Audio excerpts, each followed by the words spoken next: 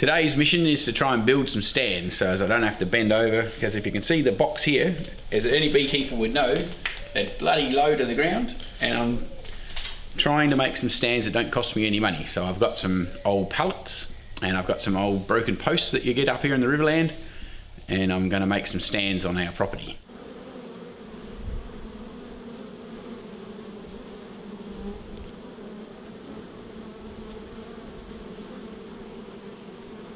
So these posts here in the Riverland are a never-ending supply, and the grape growers don't know what to do with them. So you can pick them up on the side of the road, and I thought they'd make ideal legs for my bee stands. So even though the posts are free, being a miserable prick, I like to get the best out of everything, so I just cut them in 3-foot lengths, which is basically in half.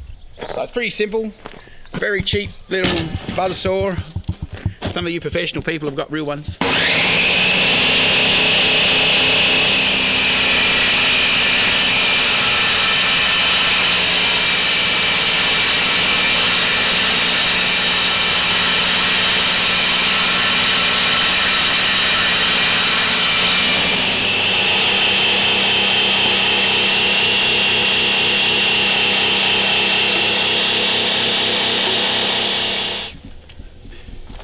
Now, of course, just to continue with the theme of being miserable, you can pick up plenty of pallets around the Riverland for nothing too. Even though they're getting more popular now, that there's all this crazy Pinterest pallet making crap. But I like to use them as my little stands. And it just happens to be rather convenient that if you cut them in half, they can get 2 out of 1 pallet. And here's one I prepared earlier. So you just cut them in half like this. And then obviously you're going to use the legs we just made, and we'll make a little stand, and the bee boxes will be up off the ground, and it won't have cost me a cent.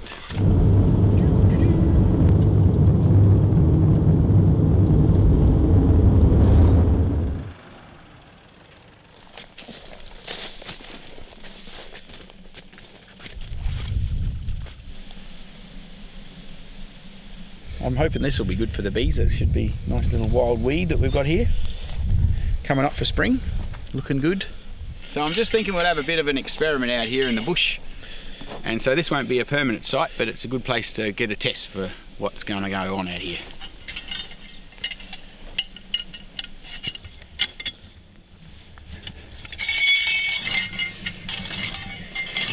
Of course, it'd be much easier if you just had some Besser blocks, but they cost $5 each.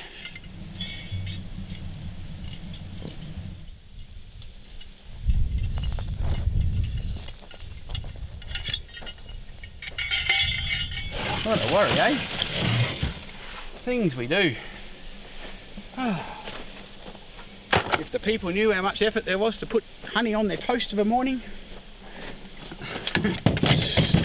do you reckon they'd get excited? I don't think they'd care, would they? Ta-da! I think the best block might have been quicker and easier, but still. You only have to do it once, if you don't have to move them.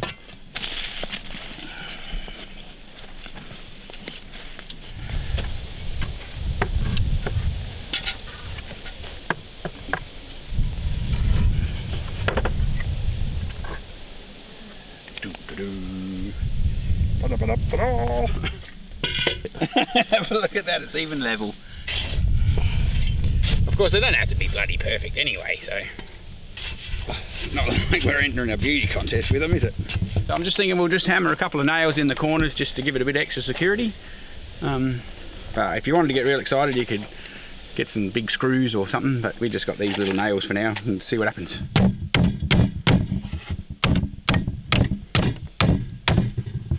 Put one in every corner. I think I need a crooked hammer. I reckon that's pretty good. That ought to stand up to a wild goat hitting that. What do you reckon?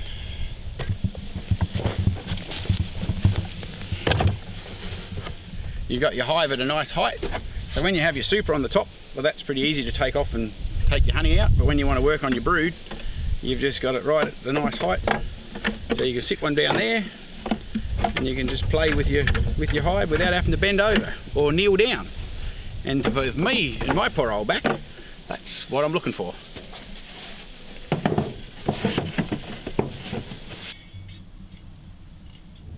road again. I can't wait to get on the road again. Picking up bees with my son. So, whose place are we heading to? Wild Bill Hickok, the bee man. He smokes cigarettes and talks hardcore.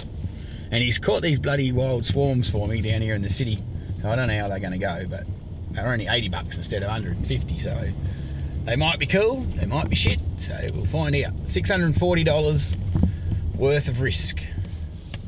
That's a lot of honey, isn't it? You can buy a lot of honey for $640, honestly. I mean, damn, how much honey would that be? Put this here to show you what I do and what I use. Metho. Yep, these are starting off. Right. Yeah, a smoke, I only use a small one, you don't need a big one. Yep. Right. Pine needles. There You'll they find go. them anywhere, Yeah, wherever there's pine trees. Yep. Right. So, real charge. So what I do is, I'll get out of here so I don't get any nice clean shit. This is the easiest and best way, and the smoke's not too bad. If you're using hessian, it's not good shit. But you can use cow shit and horse shit, but that's not good. I don't like the smell of it. The thing is, you've got to get it going, you've got to get a good smoker. So I plonk a swarm in there, right, hanging off a tree, whatever it might be, or and I plonk the swarm in there. Yep. As soon as it goes in there, the majority of them, and then I put a lid on it. Bees are in, and then I turn it upside down. The bees will always hang from the top. Yes, of course. Yeah. So when I get back here, right, and I go to one of your hives, I lift that up nice and gently, right, so there's a few down the bottom there, and I put it on there, I put it over the top of your frames, and I go, and then they drop down on the top of the frames, right? As soon as I've done that, I've got a green in your hive, that's your hive with your frames in it, right, and all your frames in there. As soon as I drop them in, I just put that on, that's wider, like that. Right, now don't forget that's sitting on your frames. And the bees are under here like that. Because the pressure's on them, that'll then make them go down into the frames. So if they don't, I just go like that. They don't like that annoying on there, and you'll go down, and down they'll go in there. Yeah, right. Yeah. That drives them down into there, right? And once they're down in there, and then I'll just pull that off, and then I've done all your boxes, I'll fit this on the top, right, which is around about that perimeter there. Right, so I pull that off, put that on the top, put the lid on, and down they go. Now the idea, I told you the idea of that is because bees will always start from the top and build down. But because we got the frames there and we got the lid on, we got that much, and they've only got that much of it, that's right. They want to build in that gap. Tell me if you're right, and they won't build in that gap because there's that barrier there, and they'll build down the bottom. So I've got a swarm in another box, I want to charge that up, put some bees down, sprinkle them around near the door, and watch them. If they start fighting, it means you're going to have 1-to-1 kill ratio. Which isn't good. Not a good option. Then everybody's dead. So what I do in this case is, if you can imagine your box underneath there, I put that right over the top. No one does this, right? That's right over the top of your super. Right. Bees are underneath it. Right. The ones that are already in. The ones are already in, and then I put that there, and I go. And put it like that. So then the bees are on top. Now the bees down the bottom want to come up and kill the top, and the top want to go down and kill the bottom. But because I leave that on there for probably minimum 6 hours, the smell is then going through the hive. So then and then I do that, and all I do then is I just get that's okay. I just pull that out like that, so that exposes your frames underneath. Right, had a bang on the top because I want to go down, and then they'll go down in the frames. And when they're down in the frames, and then I put your little fly the on, little bit. Put the lid on, job done. So what happens with the two different queens? Just let them sort it out. The strongest wins and kills the other one or something. Exactly. If you want to pluck a queen out, you pluck a queen out. There was a couple there I plucked a queen out because that swarm I first put in was that strong, which means it's got a good queen. I'm putting another one in the top. So when I bang that and I take it off and I have a look, there's a whole shit of bees. There's a queen. I just grab the queen, flick her head off, gone. Because the one down the bottom was pretty strong. It's the good one. But maybe. Well, when they're a swarm and they're young, if I can't find the queen that's pulled off, well then let them go out and have a fight. The strongest will survive. few little glugs like that of metho in there, and you've got to crank your smoker up and get your lighter and give that a flick. As people do all sorts of things, they're trying to get them going and all the rest of it. This is so easy. Yeah, it saves a lot of mucking around. Yeah, right, you keep it above your head and you get it really cranked up. Don't forget she's mainly burning on metho at the moment, and then she starts getting a bit of heat in them needles. Yeah. There's a bit of metho down the bottom here too. Yeah. Right, and don't think you've got it right going and then you put the lid on and then you're stuck around for 5 minutes and you've lost it. Once you get that, oh, there's your smoke, look at that. Beautiful. Beautiful stuff. When you're doing, just take the lid off and let it smoulder away there. The thing is when you're freighting them, because if the bees get hot, they panic, and then they start fanning to try and get the temperature down, right? And because they're blocked up and there's no vents in the top, and then they overheat. Yeah. And you have a meltdown, everything collapses, open the doors, and all the bees and wax and everything. Yeah. Now what I've done here, and what I do, you got your slot in your beehive. What I've done here, I just fold that in a. I use this because it can breathe, and I make it easy for it. They're down there now. I just got to trim them up a bit. So I actually push them into the slot like that, into the hive. Oh, okay. Right? Yeah. So not all the way in. Right. So then you're getting air. Yeah, in they there can still. and out They the can top, still. Yep. They can't get out. They're travelling. Yep. And then when you come to when you get home tonight, right, you just grab hold of that. If it's a little bit tight, get a screwdriver and flick that out the road. Yep, and away we go. When you're in visit. Yep. If it worries you can put a bit of smoke on them. As soon as you put smoke on them, they're not interested in flying or doing anything else. They just start fanning to try and fan the flames away, which aren't there. So that's what I've done now. Yep. Oh, so that's not so much that they're eating smoke. There's that what they're like. You know, well, what it is, they think there's a fire. Yeah. Right, because you look at it in the bush, there's a fire, right, and then the smoke comes in and the bees, shit, and they start fanning. Yeah. I've seen hives that have been in a bushfire, right, and all the wood's burnt off. But right in the nucleus, the bees are still alive. Yeah, right. They made it through because they fan the bloody flames away and the smoke. So they think it's a bushfire or a fire, and that takes their mind. And no predator's going to go into a hive when there's a fire, like bears or whatever. Freaking off the other way, aren't they? And the bees and all their mind, shit, we're going to burn here, fan. So their mind's completely away from it. Okay, and that's basically what it is a smoke. So what we'll do, I'll show you down there. We'll go down there and reverse back, and there's 6 down there and there's 2 up here. Okay. Right, I've got the trolley. I'll go down there and I'll do the doors for you and everything else. Right, and then you guys can come lift them up and put them in the back of your ute. No worries. And that way, and as I said, because that's fly wire, you're going to get a draft through there. They're getting panic, it's getting hot, they're going to get a draft through it. Here we go. Just give it a little bit. Don't worry about the odd few. It's a good idea to bring the glasses. Oh, you got a light.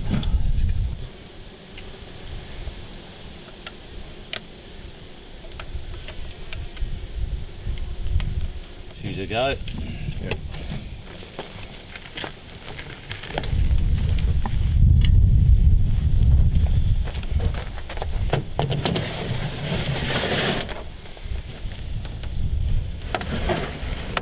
Well, you can always give me a ring. Yeah, I will. You got a problem? Yeah. Thanks, man. Good on you, Mark. Yeah. Thanks. We did it.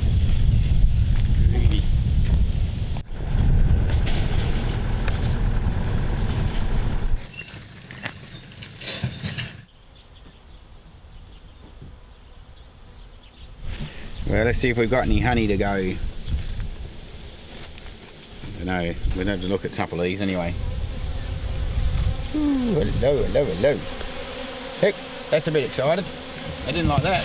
Don't think they like us. Do you blame them? Not really.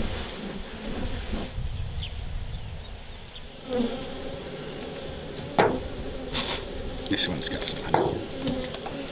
Look at that. Oh my goodness, Harry. So here's some nice fresh seasoned honey. Hang on, we'll leave her out. The girls have got it stuck in there a bit. Heck, they're getting excited now.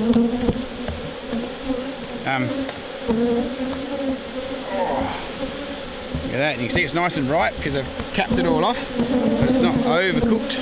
So that's going to be gorgeous. So you want this, see this is all nicely capped now, but it's not over thick because I'll keep putting more and more wax on it. But I haven't got one in here, but you can see when they haven't got that coating on, but the honey's in there, it hasn't actually been finished, so it's still a bit liquidy. So you got to wait for them to finish actually capping it off, and then the honey's ripe, ready for going. So the moisture content should be okay under your 18. Shall we have a look at that one? That's an older one, but looks pretty good. I reckon we'll steal that one off him as well.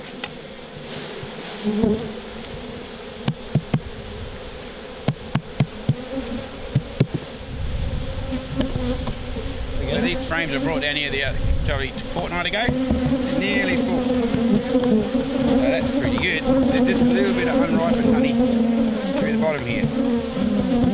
So we'll leave them with them for a little while. We'll tidy them up a bit by taking these ugly couple of frames off the end. Ah! Oh, shit.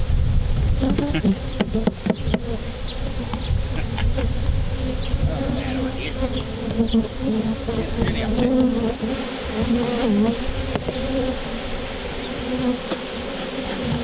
Oh, crap. You step in it? Well, because of this slightly different, because you can't put it through the extractor, but what I have got is a sieve at home, and I just put it in a container, which is an old yellow bucket, which is very high tech, and sit it above the sieve and just break it up a little bit, and it just drips through, and it's beautiful because it's like supernatural. Hasn't even got dizzy. Oh. So if you've got bees at home and you haven't got an extractor, don't despair. You can do what I'll show you what you can do. The same as you can just cut off the bit of honeycomb out of your little hive if you haven't got all excited and bought a flow hive, and so you can get all the honey you'll ever want to eat, just like we're going to do this honey.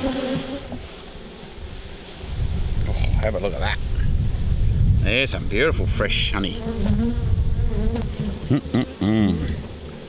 Yum, yum, yum. All their hard work, eh?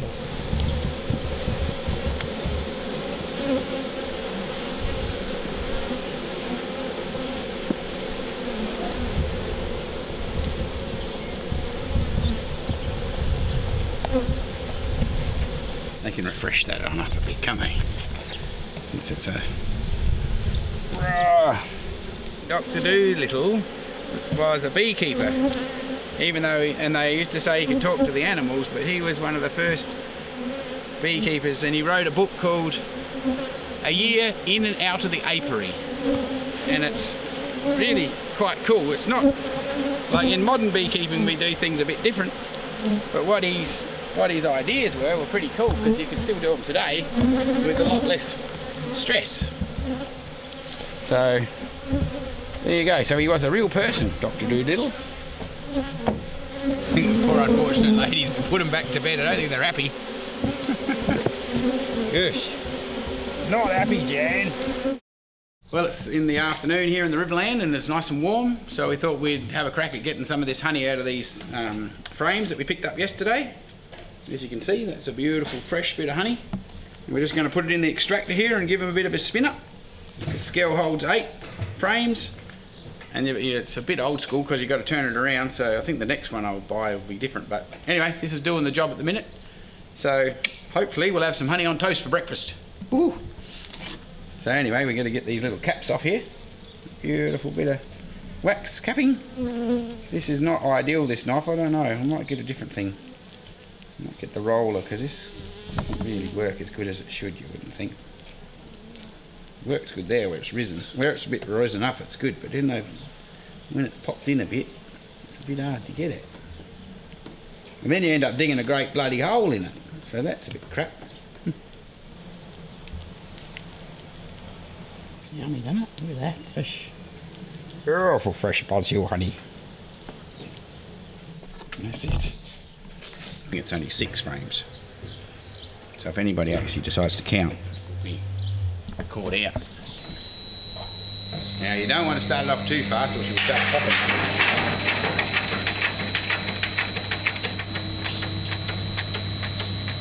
course, the extraction process can take a different amount of time for a different amount of frames. This is fairly fresh honey, so it shouldn't take too long. I would say probably 3-4 minutes on each side once it gets up to speed. And of course, I'm not going to get myself a bucket of water because this is going to have crap everywhere.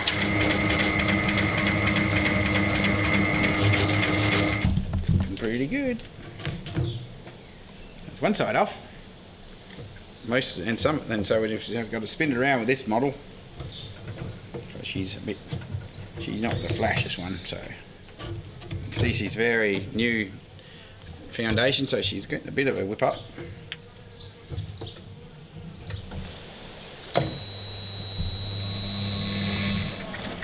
That's running out nice.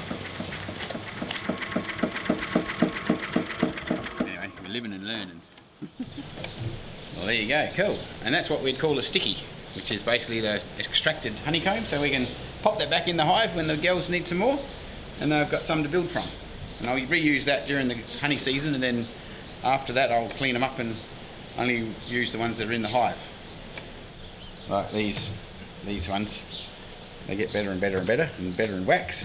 And then at the end of the season you can cut all that wax out of there and melt it down and clean it up, and then all the chicks can make candles and shit if they really want to. You know, that's all the rage, isn't it? Candle making. Your missus would be making candles, wouldn't she? Or burning the shit. At least burning them anyway. Never mind making them.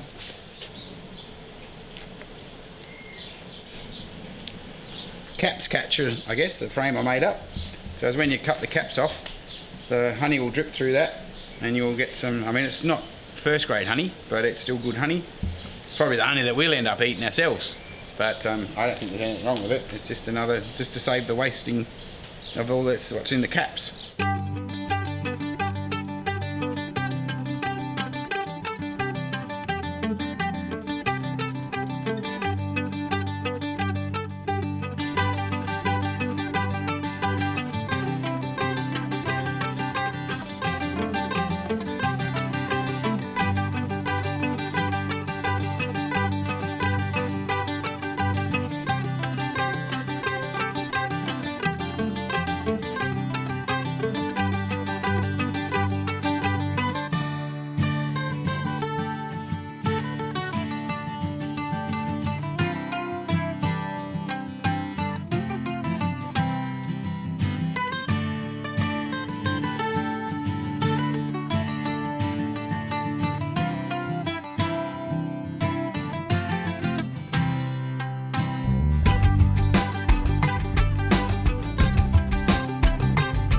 Not a bad looking little harvest, and we've still got a little bit more coming out over here as well, so I think I'm going to need my hefty cameraman to lift this, but I got it bloody heavy. This will actually, as it settles out, the wax will come to the top, and then I usually get a soup ladle and I'll just get the wax bit off before I do the next strain, run it through another sieve. How heavy is that? That's insane.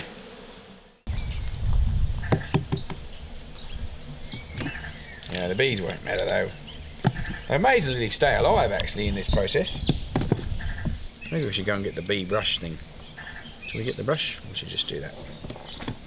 Get all excited. I found if I put the honeycomb in this bucket, I've got a little old metal screen that I've bought from a cooking shop for sifting flour it was for, but it doesn't matter. And but like if we just put it in there for a start and let this drain out, and then tomorrow or sometime I've got another knife and I'll cut through it to get the last of it out.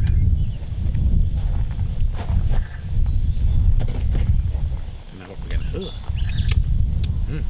Yeah, so I just got this cooking thing. I mean, you can get, I've got some proper honey sifts as well, but this one is just the one I had from before.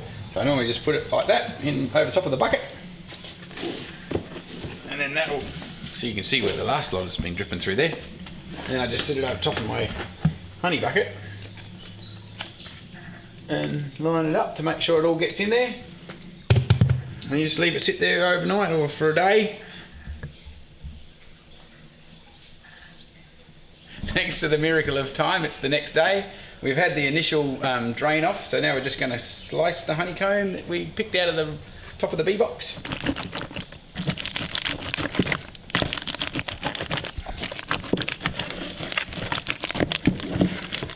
really wanted to get excited, of course, you put it somewhere warm, it'll go even quicker. But the back of our little warming car is all full of other frames of honey that are getting ready to be extracted, so we could call this cold pressed, couldn't we? Anyway, just like that, put our screen back on. I don't know if you can see how much honey we actually drained out of there already. How good does that look? Oh, feast fit for one of those Vikings. I think the Vikings used to have honey. There we go. And that's all, and then we'll come back and hopefully we'll have some honey in the bucket.